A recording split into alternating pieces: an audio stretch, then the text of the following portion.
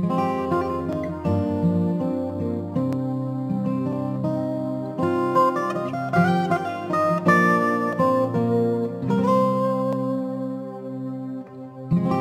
niyo po ang payo ni Jesus sa Matthew 6, verses 19 to 21. Ito po yung tungkol sa kayamanan sa langit. Look at this. Huwag kayong mag-ipon ng kayamanan para sa inyong sarili rito sa mundo.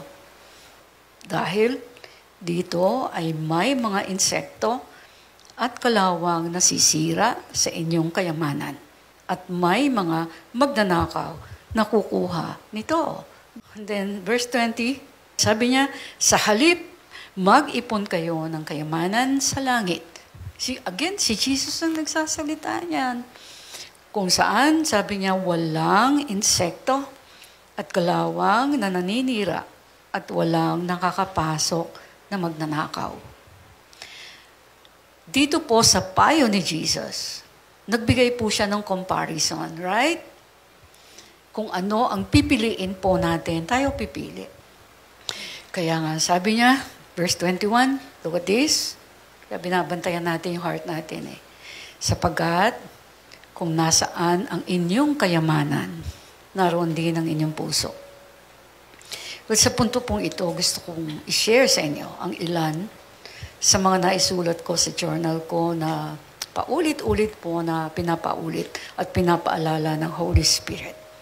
Na-share ko po sa inyo para makita po ninyo natin ang tunay na kalagayan ng puso natin sa Diyos. Ang payo po ng Panginoong Jesus ay mag-ipon ng yaman sa kanyang kaharian. Tama po ba? Pero, ang lahat ng gusto ma-acquire sa mundo, pinag-iipunan ng tao sa mundo na walang angal. Right? Ito ang dinidesire, minimithi na magawa, makaipon para sa mga bagay sa mundo na may hangganan. Habang nag-i-spend po ako ng time sa Panginoon, may mga questions po na ibinigay ang Holy Spirit, our teacher, para makita po natin ang kalagayan ng heart natin sa Diyos. Makinig po kayo mabuti. Tingnan mo, parang pinakita niya ganitong tao. Kapag pakabig, gusto natin. Promises ng God, gusto natin. Walang angal yon.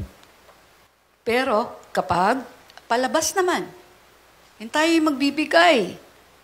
O kahit pagbibigay sa kaharian ng Diyos, sabi niya, ayaw ng tao. Karamihan ng tao. Bakit po? Kasi ang gusto natin, o ng tao, palaging ang gusto lang natin. Tama po ba? Ang gusto natin, yung gusto lang natin eh. Kahit nga sa pagbibigay, may nakapaloob na pag-iisip na para may babalik sa atin na mas malaki pa kaysa itinanim natin sa iba. Yun na pag umiibig ka sa kanino man, anak mo o asawa mo o sino man. Pag nagbibigay ka, hindi mo iniisip kagad, bigyan ko to, ano kaya makukuha ko rito? Hindi, kasi nararamdaman mo na yung joy sa pagbibigay, pagmahal mo. O tayo mga Christian po, ganun din po ba tayo sa Lord? Nabubuo ba ang joy ng Lord sa atin pag nagbibigay tayo? Kaya hindi masyadong pumapasok sa mind ko yung, anong balik, Lord? Hindi. Kasi, nakaset yung mind and heart ko na hindi ko iintindihin yung kailangan ko kapag sinusunod ko siya. Kaya ang mind ko nakafocus dun sa ano pang gusto mo, Lord? O ito na nagawa ko. And then next, ayoko nung ito lang. Hindi ako papayag na ito lang. Mag-iisip pa ako, Lord, ano pang gusto mo? Kaya marami po ako na-accomplish. Kaya nakapag-radio, nag-television. Ngayon sa internet, matanda na ako, pero andyan po, makikita niyo, maririnig niyo po yung mensahe ko. Nakuha niyo po. Ang dami pang views, kahit lola na yung boses. So ginagawa ko pa rin, ang dami ko pa rin naka-line up na gagawin namin ni Janice. Ganitong age, oh. Dami. Ito lang aking kasamahan, marami ring ginagawa, kaya hindi po namin na nagagawa pa. But hey, ang dami namin gustong gawin, hindi natatapos. Ang tanong po kayo po, ano po ang plano nyo gawin sa karya ng Diyos? Habang malakas pa, humihinga pa. Ano po? Ang dami-dami pong hindi natatap na gustong gawin ng Lord sa life ng tao. Yung tinuro ni Jesus, kaya siya nagpapako sa cross, yun ang susundan natin Pero hindi yun ang sinusunod ng maraming tao. Praise God. May natututunan po ba kayo? Sabi ko nga, yung mga gusto kong i-share sa inyo, na mga tanong na pinaisip sa akin ng Panginoon. Honestly, parang nagulat ako sa mga tanong na natanggap ko sa Holy Spirit. Ngayon ko lang ito naranasan. Tingnan niyo po. Sabi niya, ano-ano ang ayaw ninyo sa Kanya, meaning sa Diyos. Ano-ano daw ang ayaw ninyo sa karakter o pag-uugali ng Diyos. Ayaw kitang ganito, Lord. Parang ang bagal mo sumagot. Ngayon, imagine mo yung pinapatanong ng Lord. Mga ayaw nyo sa mga batas daw niya. Meron ba? Ilan ang ayaw nyo sa batas niya? And then, ano magagawa sa inyo ng mga ayaw ninyo na mga batas daw po niya? Look at that. Question, nga, ayoko to, Lord. Ayoko pumunta pag Sunday Ayoko mag-church. Ayoko mahalin yung kaaway ko, Lord Basta ayoko mahalin. Ayoko tanggalin yung sama ng loob ko, Lord Basta ayoko. Pero sabi ng Lord, yun ang ginagawa ng tao. Parang hindi nila napapansin, pero yan ang ginagawa ng tao. Kaya hindi sila makasunod sa akin. Nakuha niyo po. Sabi niya, yun bang mga ayaw ninyo sa mga utos niya? Kahit ayaw ninyo, sinusunod pa rin ba ninyo? O pag ayaw nyo ang utos niya, hindi nyo siya sinusunod. Sa mga utos niya, ilan ang nasusunod nyo at ilan ang hindi. Alam niyo po habang tinatype ko itong mga questions na ito, parang this is something new. Parang nararamdaman ko yung puso. Parang ang Panginoon na parang, di ka makakalusot sa Kanya Sige, sabi ng Lord, pakikita ko sa iyo anong laman ng kalooban mo sa akin. Kung sinabi kong sundin mo ako, tapos sinunod mo, hindi mo sinunod yung gusto ko kasi ayaw mo yun, sino mawawalan? Yung hininga mo, ako may hawak. Yung lahat ng hinihingi mong hindi mo kayang makuha, ako rin ang may hawak. Saan ka pupunta? Nakuha niyo po yung kalagayan natin. Kaya hindi natin pwede pong bastahin ng Panginoon. Yung parang okay lang pag nag-church ako, okay lang, o hindi. Pag magbasa ako ng Bible, okay lang pagka gusto kong, mag-share ng word, pag ayaw ko, Hindi. Tinitingnan mo yung lakad mo kay Kristo. Nag-i-improve ba ang lakad mo kay Kristo? Bawat commandment ng Panginoon, sinecheck mo yun. Hindi lang po, nagawa ko na po yun. Nagawa ko na. Hindi pwedeng hindi mag-i-increase. Marami pang increase yan pwede kang magawa. Nakuha niya po. Pag dyan po kayo tumuto, ang buhay niyo umaandar na pataas. Huwag kayong magmadali. Pinagdaanan ko. Tinignan mo parang walang Diyos nga pero umalakad ako with Him. Lahat ng problema. Pero kahit namumroblema ako, walang nakahinto sa akin. Kahit secretly, nagwo-work ako. Yan, dyan mga anak ko Secretly, habang nagwawala-wala sila nung bata-bata sila. Pero ang dami namin ginagawa. Ayan si Jem. Sama ko si Sister Jem. Nakuha niyo po. Hinahanap pa rin ng Panginoon yung mga ganun po. Hindi kailangan ng panay himas, encouragement. Hindi po. Hindi ako ni-spoil ng Lord. Kaya ako naging parang ganito Hindi. Kasi si Jesus hindi nga nagpa-spoil Para matubos tayo, bumababa siya sa langit, tapos napapako sa cross. Tayo pang magpapa-spoil. Binigay na ng Lord yung paraan para tayo maligtas. Tama po ba? Yes. Masaya po ba kayo? Yes. Medyo heavy itong na to, pero happy ako nasasabi ko po ito. Praise God. So sa mga utos po niya, ilan ang nasusunod po ninyo at ilan ang hindi. Yan, regalo ko po sa inyo yan. No, assignment yan, pwede nyo sagutin yan sa bahay. Upuan nyo yan with the Lord. Quiet lang kayo sa bahay, kahit sa isang sulok. Tingnan nyo, ano ba ang utos ng Diyos na alam ko na nasusunod ko? Ilan ang hindi? Hindi andar po ang buhay nyo ng diretso hanggat hindi nyo nauupuan yung tamang idiretso. Hindi. Okay. And then sa paniniwala po ba ninyo o sa tingin ninyo, okay lang ang sa Diyos yung meron kayong ayaw sa mga pinag-uutos niya? Sa bawat araw, okay lang ba sa pakiramdam nyo na mayroon kayong ayaw sa mga gusto ng Diyos na pinapagawa niya sa inyo? Sabi ko nga, ilan lang po yan sa mga questions na natanggap ko sa Panginoon. Shinare ko po yan para habang may panahon pa, mapag-aralan po natin ang mga tanong dyan at ang klase ng sagot po ninyo. Malaking tulong po ito sa inyo. 100% sure po ako. Kasi para siyang test no? Well, dyan po sa mga tanong na yan, matutuklasan nyo kung tunay nga na may Diyos po kayo sa buhay nyo o parang kayo na ang naghahari na parang Diyos. Yan po makikita nyo pag sinagutan nyo, naku, parang hindi pala Diyos ang Diyos buhay ko, right? Hindi pala ito. Ganito pala yung pagtingin ko sa Kanya. Then ang maganda doon, mababago nyo. Di ba? Hanggang may oras pa. Now, tingnan po ninyo ang kabutihan ng Diyos para hindi tayo matalo ng selfishness, ng greed, na nagpapalayo sa atin para hindi masustain ang lahat ng pangailangan at mapalago pa ng mapalago ang church. Na si Jesus po mismo ang nagpakilala na siya ang head, tayo ang body. Kasi bumalik po ako dito kasi kailangan deep-rooted ang pagka-unawa natin dito. So, ang ginawa po ng Panginoon, gumawa siya ng mga batas para sundan po natin. Now, para maiwasan ng greed na nakakamatay o makakamatay po sa atin, ang Diyos ay nagbigay ng batas na atin pong susundan. Kasi yan ang isa sa problema ng Diyos sa tao, kaya maraming naghihirap.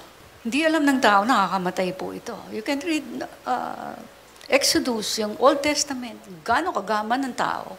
Pagkain pa lang. Pero nang matay sila because of kagaman. Nakuha niya po. Hindi sumusunod ang mga tao. Kausap na sila ng Lord.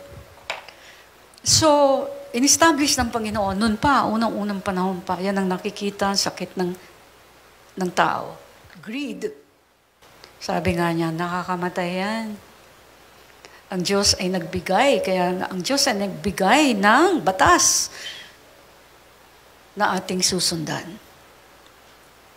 At ito po ang isa sa na-discover ko, kaya puno ng patotoo ang buhay ko. Ano po ito? Makinig po kayo mabuti. Especially yung mga baguhan po dito na members na ng church din na ito. Look at this, mga kapatid. So lahat tayo, nandun yung spirit ng greed sa atin. Lahat tayo. Meron tayong touch ng greed. Yung iba nga lang malala. So para maiwasan po ang greed na makakamatay, na nakakamatay, ang Diyos nga po ay nagbigay ng batas na ating susundan. Ito po ay ang pagbibigay ng napaka-controversial na usapin. Ang ikapu o tithe sa church na itinuro ng Panginoon sa atin. Okay, ito po ay para sa maniniwala lang. Nakuha niyo po. Hindi ito sa pilitan po. Ang ibig sabihin po ng tithe ay tenth. Ito ay inutos ng Diyos para magawa, mapunuan ng hindi lang po ang mga needs ng church o sa church, kundi para po ito ay mapalago ng mapalago. Yan po yung hindi alam ng mga churchgoers. Kanina nga po, while naka-break ako, pinaalala lang sa akin ni Janice, Mami, hindi mo nga nabanggit. Ano bang dala-dala natin sa church? Outreaches lang ng church. Kuryente lang. Lahat pag na-ospital. Pag may mga pangyayari sa buhay nila, hindi mo pwedeng hindi tutulungan. Kahit nga namatayan eh. Sino ang magmamahal at mag-aalaga sa pangangailangan ng church? You know, tithe, when you know yung value ng God, tapos nakita niyo sa word, hinihingi nga ito para sa templo niya. Value lang ng God. Siya nagsasalita eh. Siya rin yung nangako sa akin, ililigtas niya ako. The same God yung nagsasalita. Nakuha niya po, ito kasi, kailangan ko lang ituro kasi nung mga nakaraang linggo, nagpatotoo dito si Brother Leo and Sister Miriam, di ba?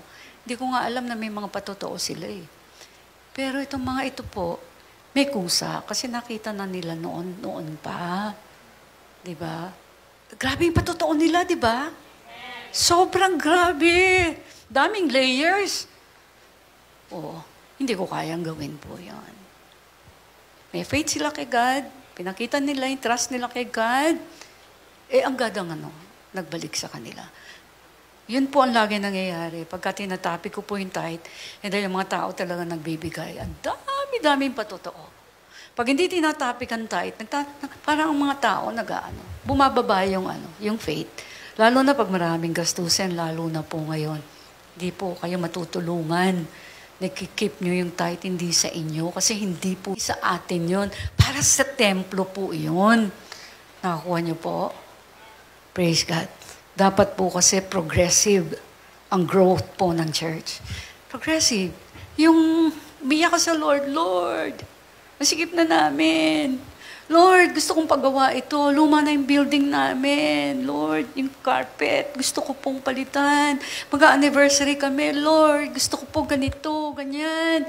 Diba? Part ka ng pamilya eh. Right? So, dapat progressive ang growth po ng ating pong pagiging generous in giving. Kaya nga po nag-utos ang Panginoon about giving our tithe. Okay. Alam niyo po ba, sa Bible, ang tithing ay maliwanag na itinuro at hindi binabago-bago. Both sa Old Testament and New Testament. Pakinggan niyo po ito. Dito po sa Book of Malachi 3, pinakita po ang kasalanan ng mga, tingnan niyo po, supposed to be nakakakilala na sa Panginoon. Tulad ng lahi ni Jacob. Ganun pa man, tingnan niyo po, kahit sila na yung lahi ng Diyos, gumawa ang Diyos ng paraan para po sila ay makabalik sa Kanya. Since alam po ng Diyos ang kanilang mga kahinaan, ito po ang sinabi ng Panginoon. Malachi 3, verses 6a to 10. Again, Malachi 3. Tinawang sabi po ng Panginoon. Sinabi pa ng Panginoong makapangyarihan, ako, ang Panginoon, ay hindi nagbabago. I, the Lord, do not change. Kaya nga kayong mga lahi ni Jacob ay hindi lubusang nalipol. Tulad ng inyong mga ninuno, hindi kayo sumunod sa aking mga tuntunin. Manumbalik kayo. Look at that. Ang Lord pa yung nagsasabi, return to me. Manumbalik kayo sa akin. Ang Panginoong makapangyarihan at babalik ako sa inyo. Return to me and I will return to you, says the Lord Almighty. Pero itinatanong nyo, paano kami manunumbalik sa inyo? But you know what? Bago ako magpatuloy, gusto ko i-emphasize dito yung pinakita sa akin ng Lord. Sabi ko, bakit ganito magsalita ang Lord? Pag meron siyang matinding sasabihin, it's about tithing, ha? Ang sabi dito, sinabi pa ng Panginoong makapangyarihan. Look at that. Almighty God. Pero hindi dito sinabi, o sabi ng Diyos, magbigay kayo ng inyong ikapo. Kasi hindi siya nagbabago. Hindi.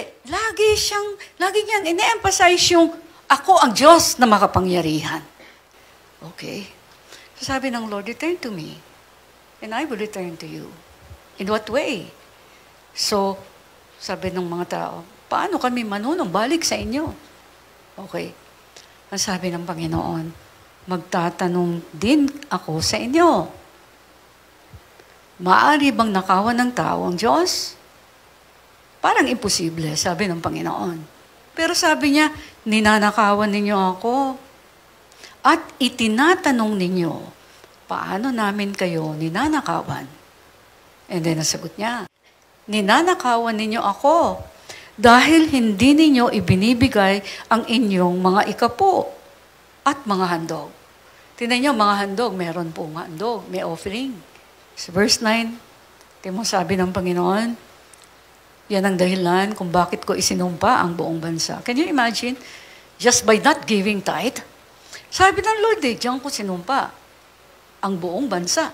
So imagine po ang malaking revelation na ito. Ang isa pang dahilan. Kaya nakasumpa ang bansa dahil ang maliit na bahagi, again, maliit na bahagi na 10%, galing sa 100% na binigay ng Lord o natanggap ng tao na pagdududahan pa ang para sa templo ng Diyos. Pero ngayon, sabi niya, verse 10, hinahamon ko kayo na subukan ninyo ako. Test me in this. Look at that. Saan ka nakakita ang Diyos naghahamon? Subukan niyo ako rito. I-test niyo ako dito. Test me in this. And then pinagpatuloy po niya. Dalhin ninyo ng buo ang inyong mga ikapo sa bodega ng templo upang may pagkain sa aking templo. Then, nag-promise po ang Diyos after niya sabihin yun, kapag ginawa ninyo ito, padadalhan ko kayo ng ulan at ibubuhos ko ang sobra-sobrang pagpapala. Hindi ko papayagang sirain ng peste ang inyong mga pananim o malagas ang bunga ng inyong mga ubas. Tatawagin kayong mapalad ng lahat ng bansa dahil napakabuting tirhan ang inyong lupain. Ako ang Panginoon. Tingnan nyo, again, sabi niya, ako ang Panginoong makapangyarihan ang nagsasabi nito. Tingnan nyo po, pinakilala niya na naman yung sarili niya, ako makapangyarihan. Parang sinasabi niya, hey, paniwalaan niyo itong sinasabi ko. Hindi niyo ito mararanasan kung hindi niyo ito gagawin. Nakuha niyo po. So, ano pa po ang pinapakita ng Diyos dito? Kaya dito po sa Malakay 3, in-expose po niya ang hindi lang iba pang kasalanan. Pero ang ginamit niya rito para makapanumbalik po ang mga sumuway sa Kanya ay ang pagbibigay ng ikapo. So bakit ikapo? Sabi ko nga, Lord, bakit ikapo ang ginamit mo? Tinanong ko po yun, bakit ikapo, Lord? Yung hindi curious lang ako, gusto ko matuto. Hindi sa kino-question ko ang God. Sabi ko, bakit ikapo po ang gusto mo? Yun lang sagot niya, plain. Kasi sabi niya, yun kasi ang gusto ko. Oo nga naman, just siya. Yun ay bibigay ko, right?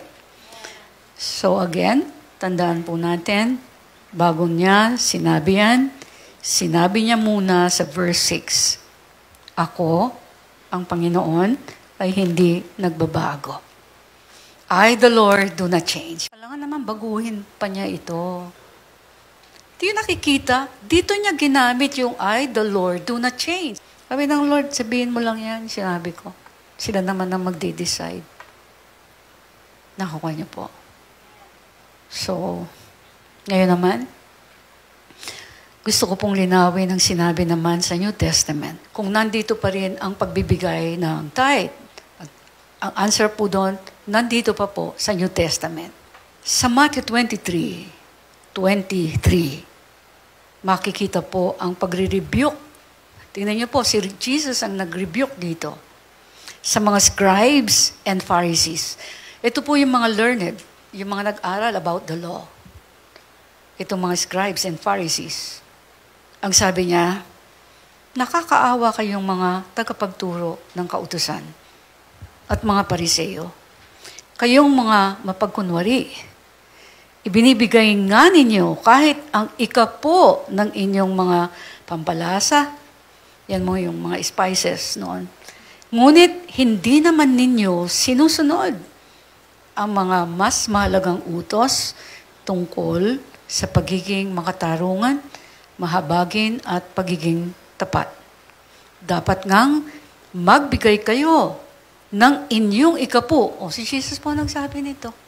Dapat ngang magbigay kayo ng inyong mga ikapo. Pero wag naman ninyong kaligtaan gawin pa ang iba. Meaning ng iba pang mga ibinatas o inuutos ng Diyos. At makikita po ninyo yung thread ng pinag-usapan dito.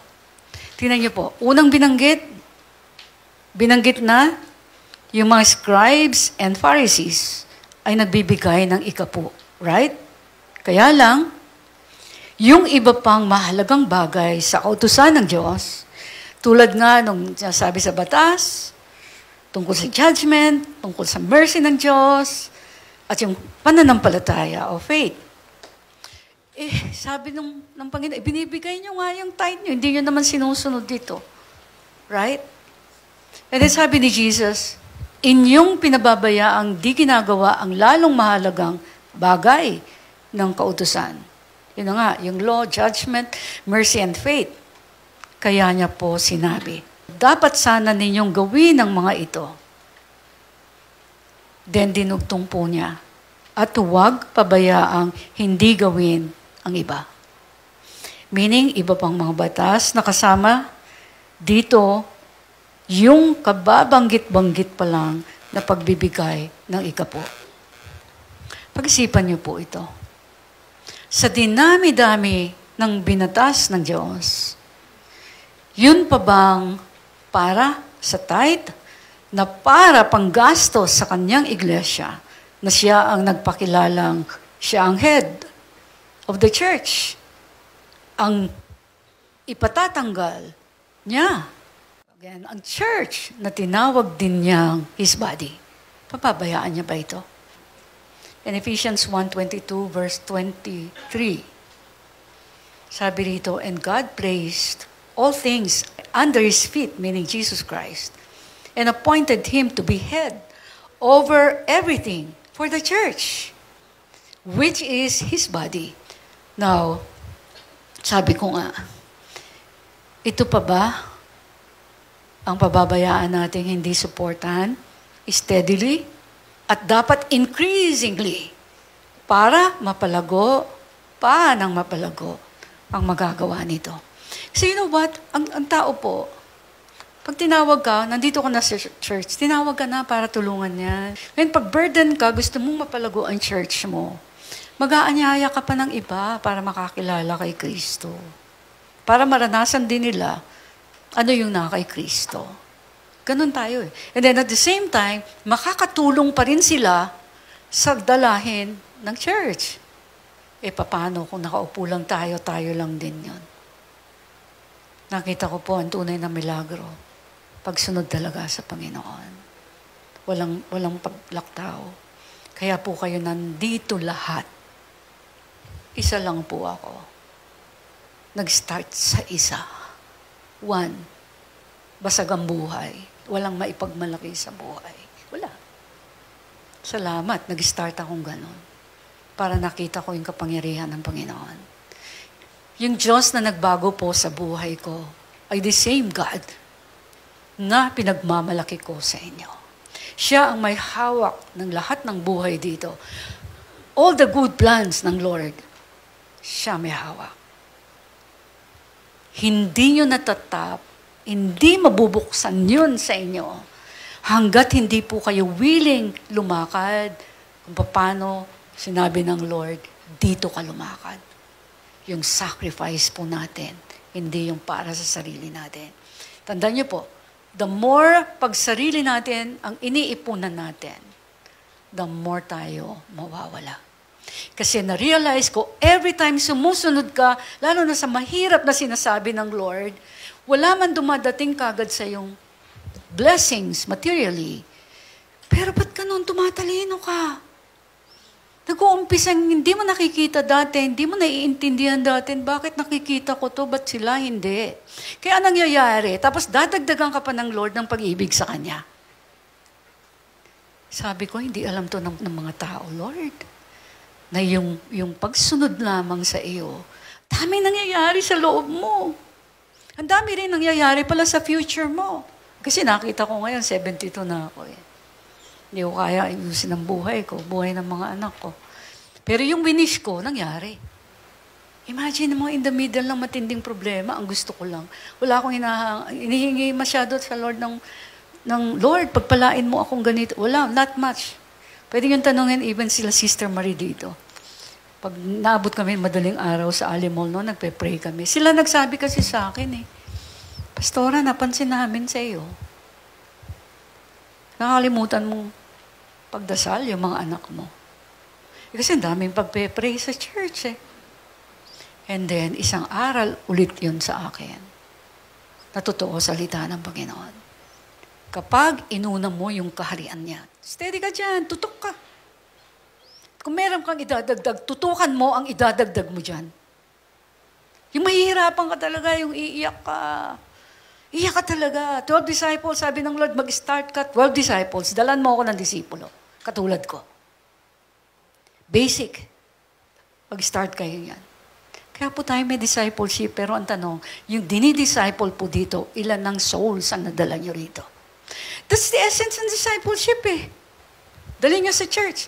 Yung natutunan nyo sa discipleship dito, training natin, yun ang ituturo nyo sa nawin ninyo. Hindi yung parang kayo palagi ang tuturuan ng tuturuan. Wala mangyayari po. Kailangan natin lumago. Nakuha niyo po. So ngayon, mabuti po na nabanggit ko ito. Lahat ng nagdi-discipleship training dito, sabihin nyo na sa sarili nyo. Yun pala yun, kaya ako nagdi-discipleship training.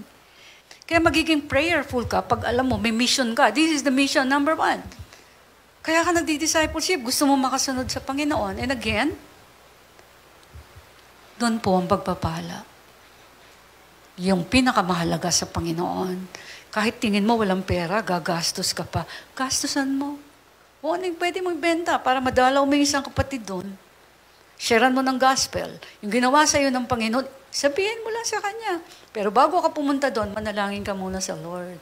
Samahan mo ako, Panginoon. Kasi gusto kong mawin yung kakilala ko na ito. Mahal ko sila, mahal ko pamilya nila. Tama po ba? Kung lahat po tayo gumagawa nun, tuwan-tuwa po ang Panginoon sa atin. Nakuha niyo po. Gagawin po ba natin ito?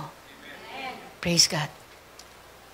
Tingnan niyo po yung pinaisip sa akin ng Holy Spirit. Nung alam kong pinapatalakay po niya ang tungkol sa tithing na para sa church. Pinaisip niya lang po ito kasi kaya nag-struggle din ako pag sinabi ng Lord, turo mo ulit yan. Turo mo ulit. Sabi ko nga ba't ganon, Lord? Bakit kapag katuruan tungkol sa giving tithe to the church? Ang dami-daming umaangal. At may iba't ibang interpretasyon ng tao. Pero, kapag tungkol sa pag-ibig ng Diyos, kahit sa mga nagkakasala, walang umaangal. Bakit kapag pangako na blessings ng Diyos, malakas ang palakpakan, kahit yung mga hindi naman sumusunod sa Diyos, tuwang-tuwa at naiiyak pa. Bakit kapag tungkol sa pagpapatawad ng Diyos, lahat ay masayang naniniwala? Bakit kapag ang grasya ng Diyos sa kahit mga nagkakasala ay matatanggap, walang umaangal? Right? Pero, kapag sa pagbibigay ng ikapu sa gawain ng Diyos, sa Kanyang iglesia, marami ang nagagalit. Marami ang may iba't ibang interpretasyon.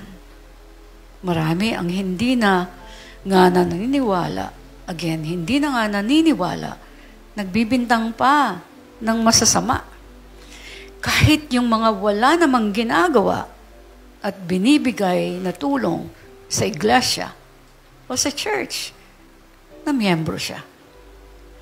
Kapag tinalakay ang pagbibigay ng ikapu, may mga mabibilis na guhusga. Pera-pera lang yan. Business lang yan. Pero pag tungkol sa love and forgiveness of God, hindi naman nila sinasabi na forgiveness lang yan. Grasyahan lang yan. Blessingan lang yan. Walang palagi po nating wini-welcome ay ang mga messages na bibigyan tayo ng blessings ng Diyos. Itong wini-welcome natin, yung mayroon tayong makukuha sa Diyos. Na mayroong awa ang Diyos. May pagpapatawad ang Diyos.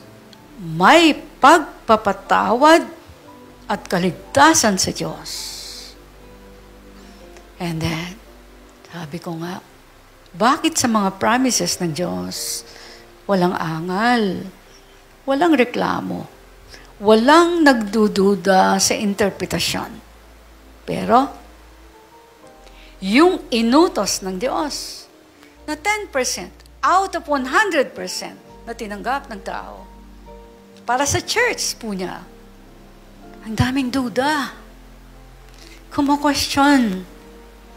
Nagtatalo-talo. Nangaaway. Nagpaparatang.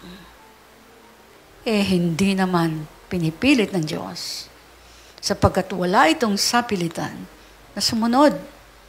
Ang ayaw maniwala sa ibinatas na niya. Na makikita naman ang pinangakong judgment day po niya. Sabi ko po sa aking sarili, ayaw kong ilagay sa bingit ng kapahamakan ang kaisa-isa kong kaluluwa. Sa pag-withhold ko lamang ng ikapu out of 100%, na lahat naman ay nanggaling sa Kanya. Kaya ako ay humihinga para makapagtrabaho. Kumita ng pera. To earn para ako mabuhay. Bukod pa dyan, si Jesus, para mabayaran ang kasalanan ko sa cross, ang ipinangbayad niya, hindi 10%, kundi ang buong buhay niya, pag-ibig niya. Imagine that. At inaalay din niya ang kaharian niya. Di po ba? Imagine po, yung walang kasalanan ang nagbayad ng kasalanan ko. Bakit po? Para makilala pa siya na magsesave ng iba pa. Yan po yung ginawa ng Panginoon. Kaya nagbigay siya ng batas na panggastos sa kanyang church. Dahil ang church ang inutusan para ihayag ang gospel of salvation. Hanggang may panahon pang natitira. Pero kapag napag-usapan ng tungkol sa ikapo, na ang Diyos ang maliwanag na nagturo, hindi na naniniwala. Nagagalit pa. At nang aalipusta pa ang marami. Bakit marami ang mga dumadalo sa church? Pero parang hindi mo nakikita ang mga consistent na nangangamusta sa kalagayan ng mga nasa church o kalagayan ng church.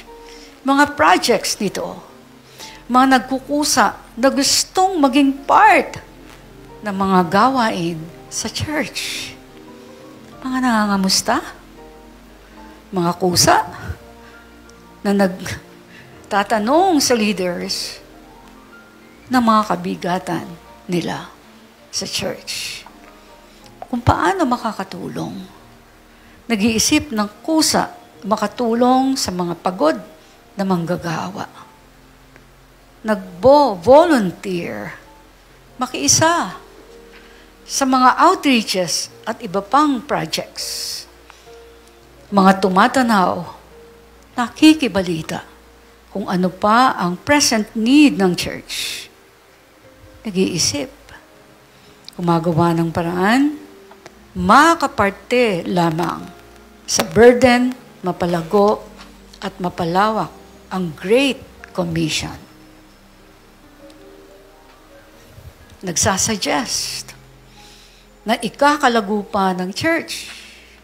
Nagpe-pray ng walang tigil para makabahagi sa anumang dinadaanan ng church. Lalo na ang pagpapalago nito ng lahat ay kasama sa sinabing church. Look at this. The church. The body of Christ na kanyang babalikan. Nakita niyo po yung importance ng church? Ang church po ang babalikan ng Lord. Nakuha niyo po. Kaya yung nagpapalago, nag-aalaga sa body of Christ, sigurado po sila ang makakasama ng Panginoon. Anytime na dumating po siya. And now, kapag bumalik ang Panginoong Jesus, ano po ang madadatnan niyang makikita sa inyo? Pwede niyo po yung balikan, pwede yung tanungin ng sarili niyo. Ano po ang madadatnan ng Panginoon na makikita sa inyo anytime na bumalik siya? Ano ang ginagawa po ninyo sa pagbibihis, pagpapaayos, pagpapalago ng kanyang iglesia pagdating niyang muli? Ang worth po ba niyang lahat ng tungkulin na yan sa mga leaders ay sapat na ang 10% mula sa kinikita ng lahat na binigyan ng Diyos ng lakas at hininga kaya nakakapagtrabaho? Ano po ba sa tingin niyong worth o bagay na price para sa church, sa body of Christ, na eventually pakakasalan niya rin at tatawagin the bride of Christ?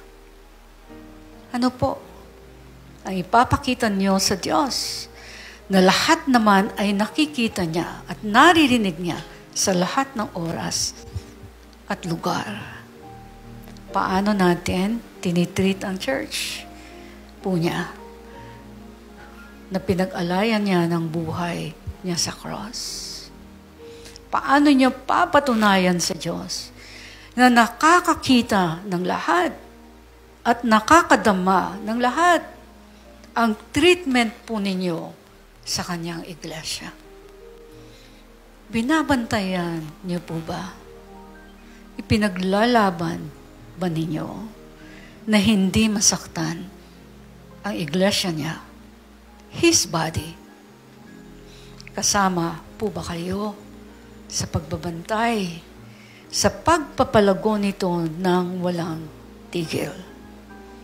O kayo po ang patigil-tigil kahit sa pagdalo lamang dito?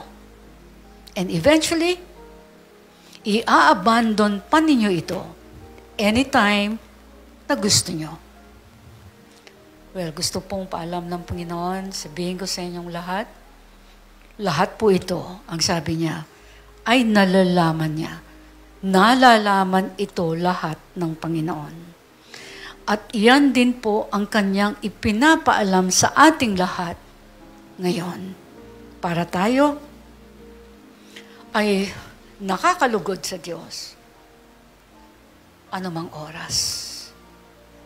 Malalaman natin kung ano yung dapat nating baguhin o dapat nating ayusin sa ating puso o idagdag sa puso natin, sa way of life natin, para maramdaman po ng kaisa-isang Diyos na nagbigay ng buhay sa cross, sasabihin niya, itong taong ito, naiiba siya sa lahat. Naramdaman niya yung binayaran ko sa cross. At siya ay kumikilos para iparamdam sa akin na ina-appreciate niya ang ginawa ko sa Kanya. Naghahantay po ang Panginoon sa mga taong tunay na magmamahal sa Kanya. Taong ang pinakamahalaga ay siya. Ang pinakamahalaga, tandaan ninyo, kung sino o ano ang pinakamahalaga sa atin. Yun ang pag-uukulan natin ng lahat. Kaya nga po, kung talagang ang Panginoong Jesus ang tunay na mahal natin, pinapatunayan po ang lahat ng klase ng pag-ibig. Walang nagsasabing umiibig sa bibig lang. Ang faith without action, sabi sa Bible, is dead. Ganon din po ang pag-ibig. Kung wala tayong effort, nagparamdam, tayo po kusa. Hindi tayo itutulak. Hindi tayo check. In fact, ang pag-ibig po hindi tinuturo. Yan ang natuklasan ko. Kusa siyang nararamdaman. Right? Now, itest po ninyo ang bawat puso ninyo. Nararamdaman po ba ninyo yung klase ng pag-ibig na yon sa Diyos? Hindi kayo tinutulak. Hindi kayo sinasabihan pa ng promises of God. Pero mahal niyo siya. Yun pong mga taong iyon ang nakakatanggap ng tunay na biyaya ng Panginoon. Ang tunay pong biyaya ng Panginoon na mararamdaman ninyo, matatanggap ninyo, makikita nyo, nag-change yung heart nyo for God. Alam niyo yon. Alam niyo yung dating kayo. Wala kayong pakialam sa kingdom of God. Kaya nga dapat sabi sa Bible, kailangan ma-born again ka sa Espiritu ng Diyos. Kaya kung hindi ka ma-born again sa Espiritu ng Diyos, hindi ka magiging kamukha ni Kristo. Tao tayo, kailangan mapalitan ang pagkatao natin sa Espiritu ng Diyos. Unless mapalitan ng Espiritu natin, ng Espiritu ng Diyos, hindi tayo born again, hindi tayo makakasunod ng buo sa Diyos. Kung meron man po dito ngayon na naiinip sa buhay, parang hindi nagbabago. At yung iba maaaring sasabihin pa ninyo na parang lumulubog pa ang buhay ko. Simple lang po ang ibig sabihin noon. Isa, marami po tayong nagawang kasalanan before na gusto ng Panginoon makita natin, hindi para magdabog sa Kanya. Makita natin at ang Panginoon napakasarap kausap. Pag tinanong niyo siya, honestly, Lord, i-reveal mo po ang mga mali sa akin. Huwag kayong papayag na yung life niyo umaandar, dami yung plano, dami yung gustong gawin, at ginagawa niyo yung mga gusto niyo, pero hindi niyo natatanong ang Lord, Lord, anong gusto mo sa akin gawin? Dito ako tututok. Ang hindi nakakarinig po sa Panginoon, walang relasyon sa Diyos. Walang magrerelasyon na tao na hindi niya naririnig ang gusto ng karelasyon niya. Kaya ganon din po si Diyos. Kapag hindi mo naririnig ang tinig niya, wala kang relasyon sa Kanya. Kaya nga may Holy Spirit, may Word of God. Yung Word of God, it is really the main, it is the very heart of God, the very will of God. Basahin mo yan without the Holy Spirit in you. Hindi mo siya ma-appreciate, kaya nga hindi po ito binabasa ng tao. At yung iba naman na medyo na-attract, they could try reading the Bible and then bibitawan kasi mahirap. Hindi.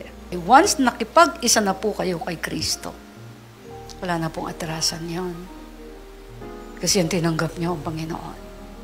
Ibig sabihin, pag tinanggap nyo si Jesus as your Lord and Savior,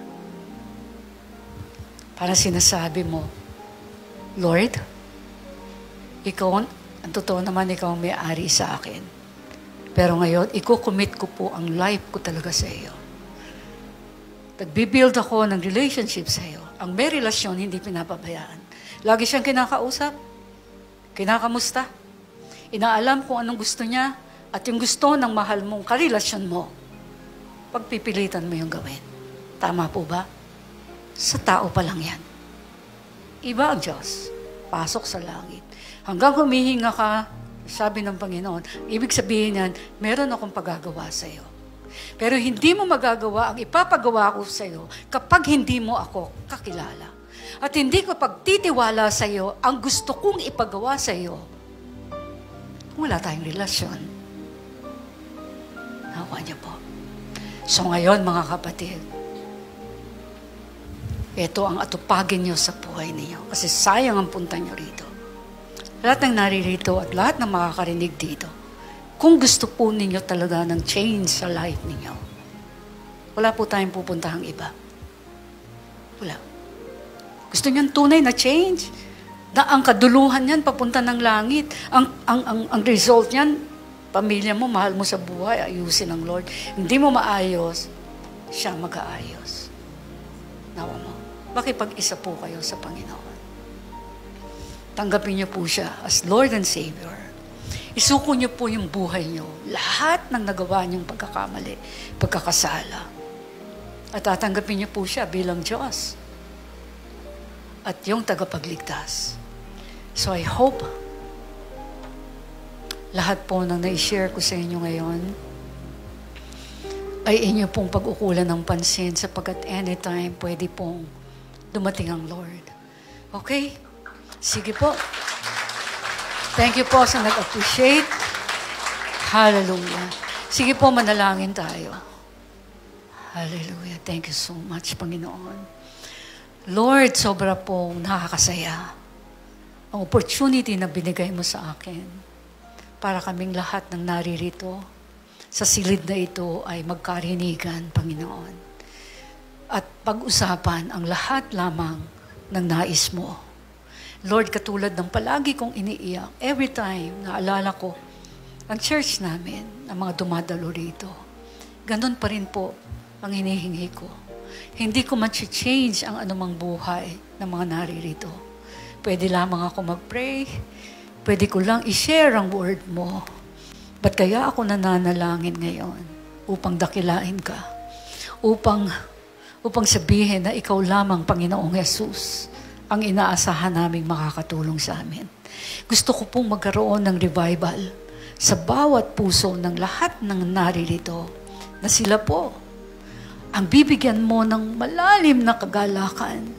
Kagalakan na hindi nila maintindihan na naiiyak sila. Na gusto nilang hanapin. Ano yung kulang sa akin? Ano yung matagal nang sinasabi sa akin ng Panginoon? Pero hindi ko siya siniseryoso. Lord, Holy Spirit, alam kong ikaw lamang po ang makakagawa nito, wala nang iba. At ang pananalangin ito ay pananalangin na sabi mo, pwede kami mag-intercede. Yun lamang po ang ginagawa ko. Kaya ako nananalangin. Dahil mahal kita, Panginoon, alam kong mahal mo ang lahat ng taong na nakikinig at makikinig pa ng mensaheng ito. Inaalay ko po ang bawat isa sa iyo. Even yung mga nakikinig sa labas. Sa aming social media accounts, oh Lord, I pray, lalo na po yung mga nagla-like, nag-heart, nagko-comment.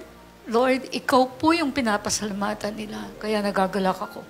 Every time nakikita ko, ang nila-like nila, ang pinadala mong mensahe dahil ikaw ang kasama ko habang ito ay dinideliver ko. Saan man sila naroroon. Ganon din ang lahat ng naririto, Panginoon. I pray na kung ginamit mo ako, Panginoon, isang tao, akuin na, gustuhin na ng bawat isa rito. At sila'y mangangako sa iyo at sasabihin din na, Lord, malit na yung panahon. Gusto ko rin pong magamit sa iyong kaharian. Gusto ko pong makasama ka forever. Kasama ang lahat ng mga mahal ko sa buhay. Tulungan mo po kami. Hindi po namin kaya. Pero sa oras na ito, amin pong sinasubmit ang buhay namin na hindi namin kayang dalhin. Mga problemang hindi namin kayang solusyonan. Mga ugaling hindi namin kayang baguhin. Panginoon, ngayon po, gusto namin i-commit and recommit ang life po namin. Bukas mo po, O Lord, ang aming spirito. Makita ka namin at maramdaman ka namin sa aming puso. And we just want to declare na itong day na to is a new day. A new day para sa aming lahat. Nakasama ka, Panginoon. Maraming salamat at dinededicate ko po ang lahat ng naririto, plus yung lahat ng umattend kaninang umaga. At sa lahat pa ng makakapakinig nito sa labas. Lord, i-touch po sila. Hindi ko sila kayang i-touch. Pero paramdam mo po sila sa kanila. Buhay ka, Panginoon. Nakatutok ang mga mata mo. Sa matuon ding tumututok sa iyong salita. Na bukas ang puso. Bukas ang pag-iisip. Bukas. Pati mga palad nila, Panginoon. At sinasabi nilang, akayin mo ako, Panginoon. Ikaw lang ang gusto kong aakay sa akin. At Holy Spirit, our teacher, I pray, na maramdaman nila yung kagalakan mo na turuan ng bawat isa. Gawin mo pong matalas ang kanilang pakiramdam sa presensya mo, O Lord, at huwag nilang mamiss every time nagpaparamdam ka po sa kanila. I-reveal mo rin po sa kanila ang bawat mandate, bawat gusto mong gawin nila, matapos nila, bawat araw, bawat linggo, o taon, o buwan, O Lord. Maging buhay, maging maayos yung frame ng mind nila, O Lord, na meron akong dapat tapusin sa pinapagawa ng Diyos sa akin. At dito ako tututok hanggang ako'y humihinga. So again, marami pong salamat, Panginoon, sa iyong pag-ibig, sa iyong salita, at sa lahat ng mga kapatid na ito na nakaisa sa gawaing ito. Thank you, Lord. In Jesus' name, we ask and pray. Amen. Praise God. Hello and welcome to Trumps Go. Trumps Go is an acronym for the Rock of My Salvation Global Outreach that fits our purpose statement perfectly. To go into all the world and preach the good news to everyone. Matthew 28:19. Therefore, go and make disciples of all the nations. Founded by Pastora Emerita Barqueros in 2001, the Rock of My Salvation is the media ministry of the Church of Jesus the Sovereign Lord. You also may have heard of Trumps in our weekly radio program, DWIZ 882 kHz. We have always desired for more radio airtime and audience reach beyond the Philippines to preach the good news. Today, through Trumps Go, we practically have unlimited airtime and a global platform that can reach into all the world.